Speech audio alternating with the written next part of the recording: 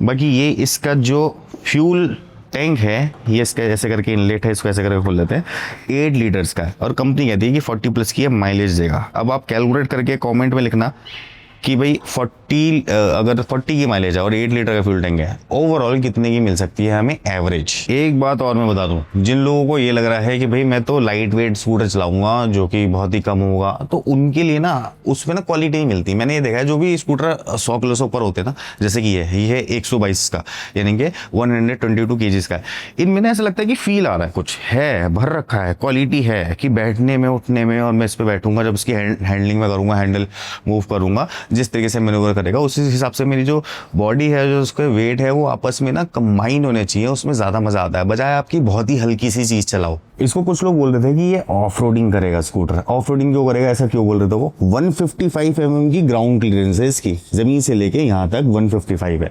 बड़े बड़े व्हील है तो सही, सस्पेंशन भी ऊपर है, लेकिन एक बात बताऊँ, 796 mm की ज़मीन से लेके यहाँ तक की इसकी सीट हाइट है। सीट हाइट आपको नंबर्स में ज़्यादा लग सकती है, ग्राउंड क्लियरेंस नंबर में ज़्यादा है, नंबर में कम लग रही है, लेकिन दिखने में ज़्यादा है।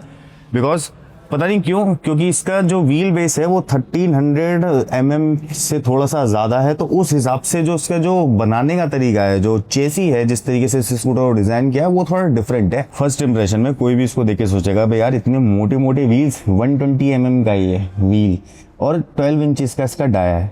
अब ये जो है एलॉय व्हील और ट्यूबलेस के साथ तो आता ही है, डुअल चैनल ABS भी है, और इसका जो ABS है वो स्विचेबल है।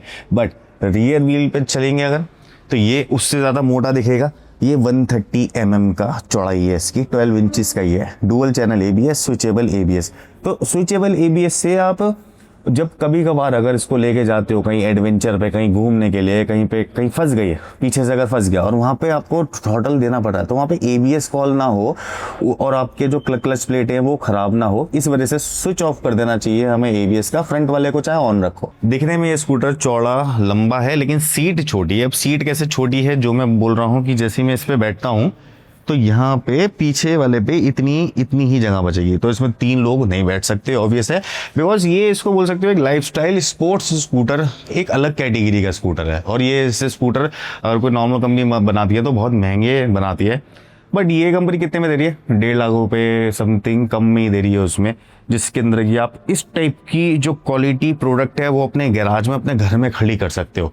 मैं भी सोच रहा हूँ कि एक ऐसी कलेक्शन बनाऊं जिसमें इतने खूबसूरत खूबसूरत जो मशीन्स है ना, वो एक एक करके ले जाकर रख दूं, और उसमें बहुत मजा आया देखने में उनको कि ये स्कूटर है, VLF मॉन्स्टर, दिखने में बहुत सुंदर स्कूटर है, ये चलने में कितना सुंदर होगा, उसके लिए आप हमें प्लीज़ सब्सक्राइब कर लीजिए, बिकॉज बहुत जल्दी मैं इसका एक ड्राइव रिव्यू